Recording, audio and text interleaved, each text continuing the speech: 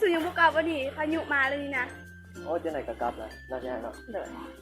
จังแม่นเนาะพบกันบ่อาทิตย์จับมือถือแขนต้องกันเด้อฉันกูเมื่อก่อนเกี่ยวมือหันนะบ่ต้องห่วงห่านี่ เพื่อนเมื่อบ่ฝนสิตกแล้ว มึงเก็บซิเมื่อได้อยู่อ่ะฝนสิตกกันนี่ มันสิจังได๋ซั่นบัดนี้เมื่อเขาก็บอกแล้วเขาจึงมาส่งอืมก็ได้ซะนะไป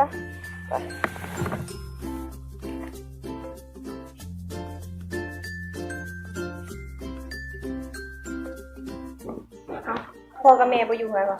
บ่เราไปตั้งเขียง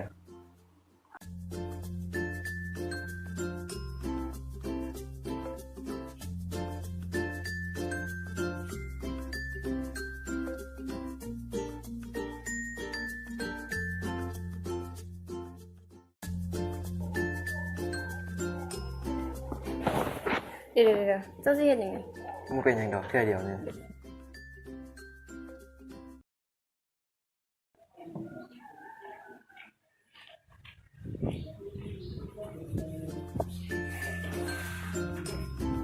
พนัดเขามาอย่างบ่มื้อนี้ เขามีหยังสิบอกเขามีลูก เอ้าแท้วะ แมนประจำเดือนเขาบ่มาแล้วมื้อเช้านี้เขาไปซื้อเครื่องมากวดมันขึ้น2 ขีด เฮาเสียจังได๋เฮากับวันเรียนจบซ้ำ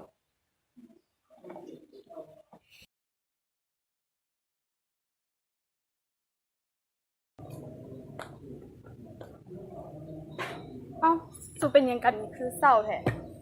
เฮ้ยกูมีปัญหา ปัญหาหยังปรึกษากูได้ กูมีลูก ฮะมึงมีลูก แม่น กับมันนี่ จักกูสิเฮ็ดจังได๋เรียนก็ยังเรียนบ่จบถ้าสมมุติว่าพ่อแม่กูรู้เรื่องนี้บ่รู้เลยว่าเราสิยอมรับได้บ่แล้วกูสิเฮ็ดจังได๋ต่อ เออทุกปัญหามันก็มีทางออกอยู่แล้วสูก็ลองปรึกษาพ่อแม่สูเพื่อหน้าสูเฮ็ดหยังสูก็ป้องกันแด่